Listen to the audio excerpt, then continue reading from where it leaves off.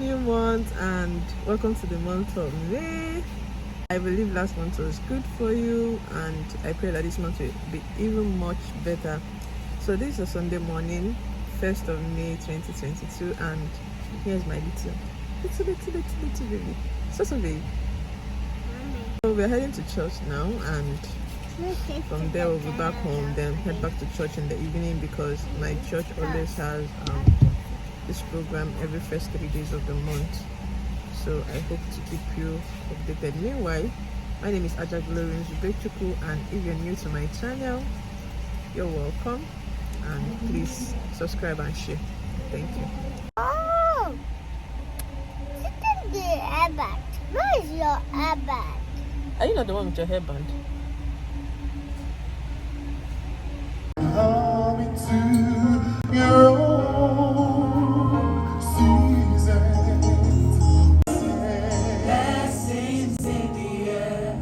Those seeds that you've sown is gonna come into. And we were walking back. Some people in the area said to me, "You've taught us a vital lesson today." I said, "I've taught you a vital lesson today." What is the lesson? They said the lesson is that, marriage is sweet, marriage can work.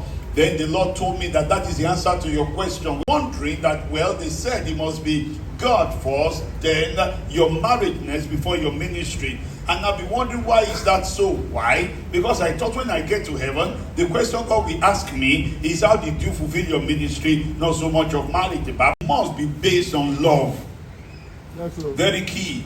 Because listen to why. The reason is because the source of a thing will be the sustenance of it. Did you hear me say that?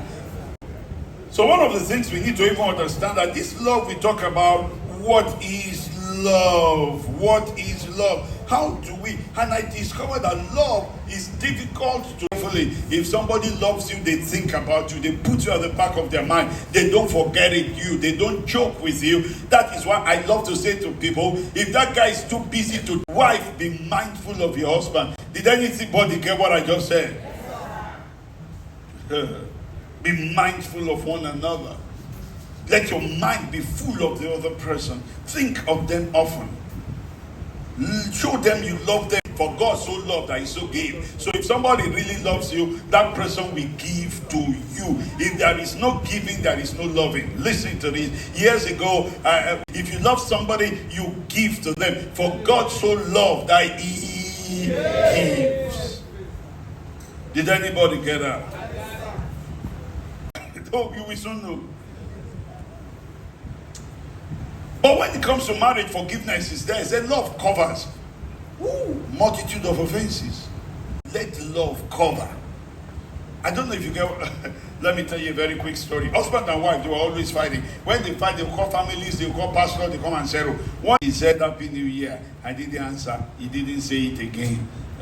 He said, "We use suya." I said, and he didn't give me the suya again. By evening, they were tired. He said, "She did several times, but I love her so much, I don't keep a record of it." Then they were, "Are you trying to say I'm the problem?" You are the problem. God does not keep a record of evils, 1 Corinthians 13. So if it's true love, love covers. Number 4. Wife, no, let your husband know where your money is. Is security for you, security for the future, security for everybody. If it's true love, you need to assure one another every time of the security. Tell your spouse often, "I love you." Nigerians are looking at me, especially men. A man said to me, "Reverend, when I marry her, I told her I love her. If I change my mind, I will tell her." So sister, the rest of the service you need to watch online. Hi. So this is after church, and I believe you've picked one or two messages from the sermon. And usually in my church, there is, in May, it's usually relationship and marriage month. So we will discuss about families, how to handle issues, relationships, children, what have you. So that is that season again. So that's why the sermon is going in that line. And every first 3 days of the month, we usually have what's it called? We call it warfare. Every first 3 days of the month, we all get to like commit the month into the hands of God. But so, like they announced in church, we're supposed to have a meeting this evening, but because of the event we have during the weekend, which we are all evenings to, it's been moved to morning. So there's no evening session today. Evening session continues tomorrow and next tomorrow for the month. So I'm just going to link in maybe the church name or the church platform on Facebook to this video so that we can get to watch the sermons ourselves. They're really interesting. You get to like reminisce on how far you've gone in your relationship and your marriage, make amends where amendments needs to be, and all that. So right now I'm heading to the hospital. My younger brother is not feeling fine, so just to do 1 or 2 things at the clinic and get back home. Maybe do 1 or 2 visitations today, and that's just it. Sorry, I've had my moments since after church to lunch to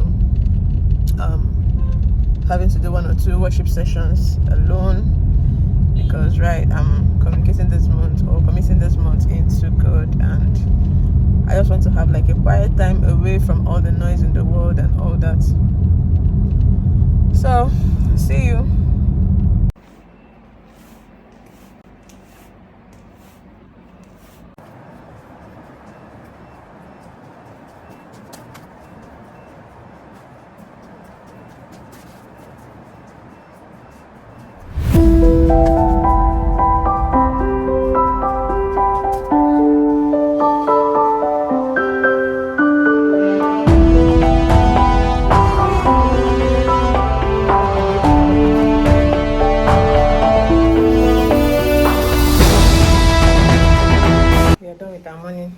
Exercise. We need to tuck this tongue in. So, see you for the rest of the day.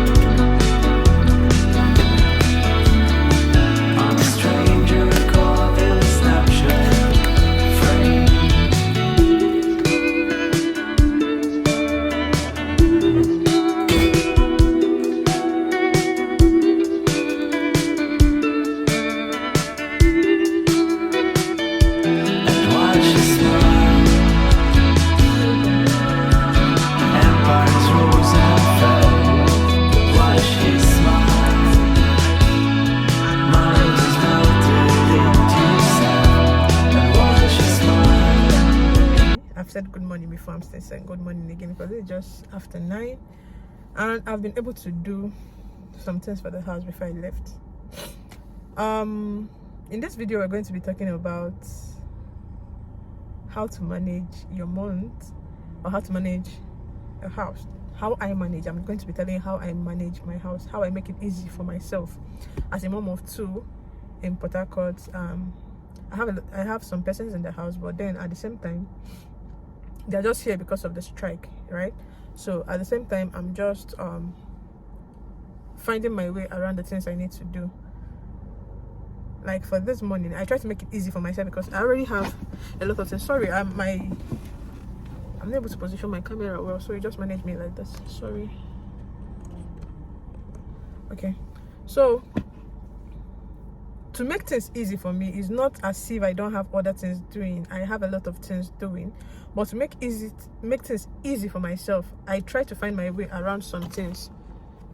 And one of those things is cooking, which is like the major thing. Like if you have your husband around, me, when my husband is not around, I don't bother myself. Like I don't bother myself, but when he's around, and because I have some persons in my house, so I need to make food available for them. So sorry you, God will help us. I think I just need to get another phone holder also. So what was I saying? So like planning in such a way that it's going to be easy for you to be able to still do other things and not be stressed out. Not like you won't be stressed, but then it makes it easier for you. So what do I do? For this morning now, I woke up around 5. I had a devotion. I had my exercise for 1 hour. I made breakfast and bathed the kids, make their meals. Sorry, my mouth is dry. I'm not taking water this morning. Make their meals, settle all the settle levels, and I'm out of the house. Right now, I'm still brainstorming on what are the things that we need to eat for the month. What meals should I make for the month? I've not come up with anything because I'm yet to write, but I'll soon do that. Immediately after this video, I'm going to do that. What are the things I'm going to do for the month? So what do? I just checked the freezer this morning and realized that the soups I made for last month has already gone down. Like it's almost finished. It's almost exhausted. How many soups do I make in a month? I make up to 4 to 5 soups, different soups for the month. I make stew. Like yesterday, that was Sunday. I didn't have strength. There was no energy anywhere. There was no idea anywhere. I just needed, they will eat food in the house now. So what I did was to bring out the stew that is already in the freezer. Boil rice and have your peace and sleep. Sundays are for sleeping. So, and for the fact that I already have programs running in church, I already know that first 3 days of the month is not feasible for me somehow. I might just decide to make the meal. Like I usually make ending of the month, like let's say 30th, 31st of the month. But based on how, like, the quantity of food that is still left for that month, yeah, I decide to, if the food is still plenty, like I still have the food that will last for this week, so I might just forget about cooking this week and do it by weekend. I don't know if I'll have the strength to like follow me to the market and show you around, like the process. So long story short is, I make soups, different soups. Like I even go as far as asking my husband, what does he want? What soup does he want for this month? So it is what he wants that will determine what I will cook. Every other person can find whatever they want to eat. So you get, like I ask him, so he gives me an idea of what to cook. So it's not when I finish cooking something different and somebody wants something different, it's not going to make sense and we're going to fight. So I cook soups once in a month. I think soup is like the major thing that we do here. Then stew too, maybe sometimes I do like ofaku and tomato stew separately. Sometimes I add sauce. Just do all those things and have it, so that anything anybody wants to eat, you just know it's bringing it out of the freezer. Just like in the morning now, you already know, okay, this is what you're going to eat today.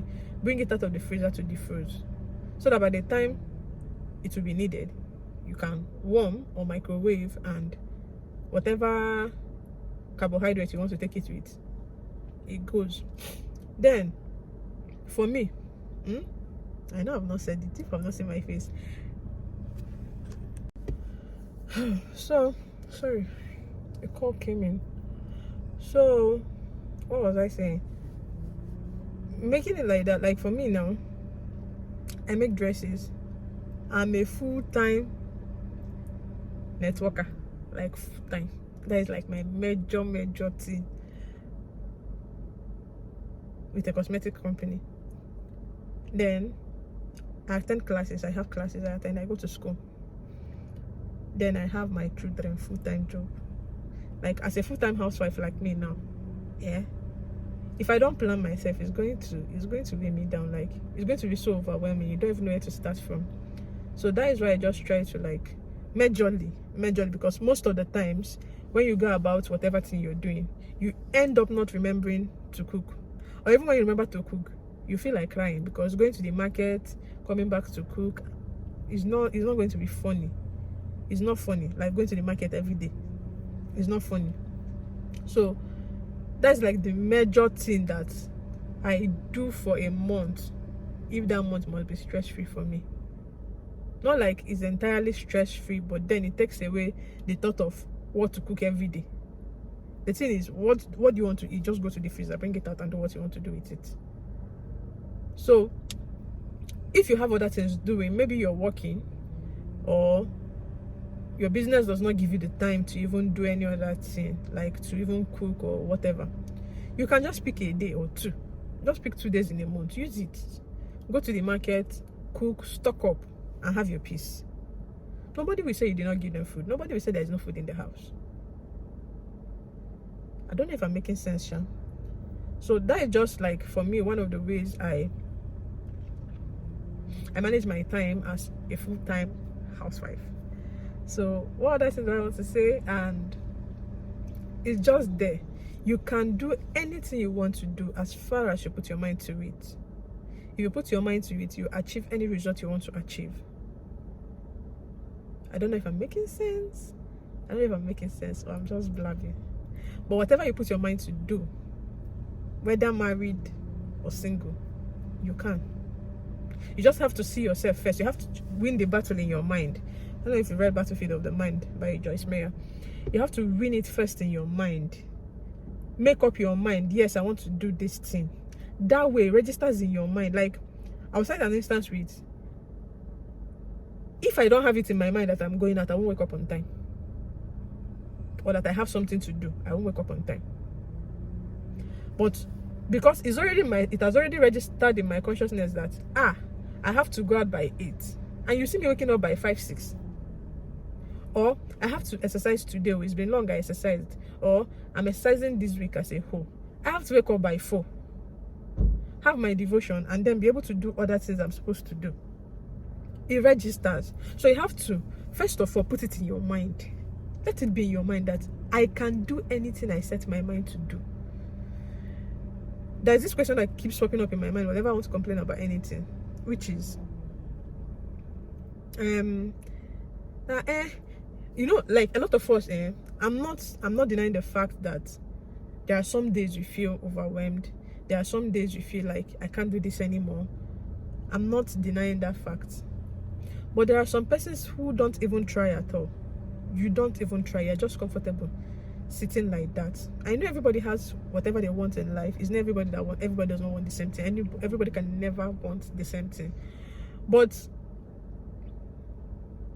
when we make excuses of our shortcomings, please, can we just keep the children out of it? Can we just keep the children out of it? You not hear somebody saying, it's because of my children. It's because of my children that I did not do this one. It's because of my children that I did not do this one. It's because I have children. Don't worry, when you have children, let me tell you something. When I first started business, when I first started Oriflame, I'm an Oriflame man. Like, I'm a distributor, senior manager with Oriflame. When I first started Oriflame in 2019, I had people in my team who, like, people who were already ahead of me, or people who I was in the same pace with. They were always like, it's because you don't have any child now. Don't worry, you don't have anybody you're looking after. Don't worry, you don't have anybody you're taking care of. That is why you're able to do all the things you are doing and all that. I told them to. Me, I'm not used to looking for excuses to shoot myself. But let us get there. When we get to the bridge, we'll find a way around it. Then, I became pregnant. Don't worry, it's because it's pregnancy. Now, pregnancy is easier. Don't worry, when you give it to the child, you see that it is more difficult to do. Then, I gave birth. And there's this funny thing that happened. When I was pregnant, it was like my energy was out of this world. When I gave birth, that was when I started doing online courses. That was during lockdown. It's my first daughter. I started doing courses online to improve my skills. I did more than expected that year. I already have a child. That's because you just have one. Don't worry, when you have two. I'm a mother of 2 right now, and I'm still pushing. See, it is worst when you quit. It is worst when you quit. Last week wasn't a good one for me because my mind was It was just like my head was filled. I can't just explain how I feel, but my head was filled. But then I still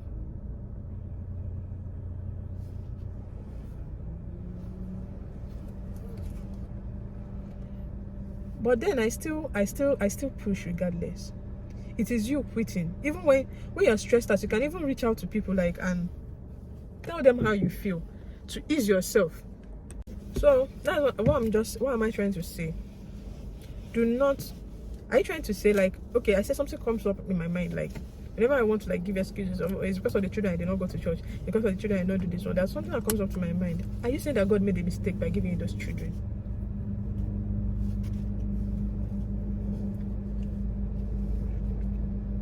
Are you saying God made a mistake giving you those children? Just ask yourself that question.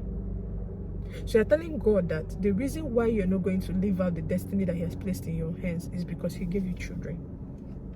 You're telling God that the reason why you will not take up that role, that assignment of reaching out to young girls, telling them do's and don'ts of life, telling them if they do this, they'll get this, telling them, advising them on the way to go, as like a way to live better.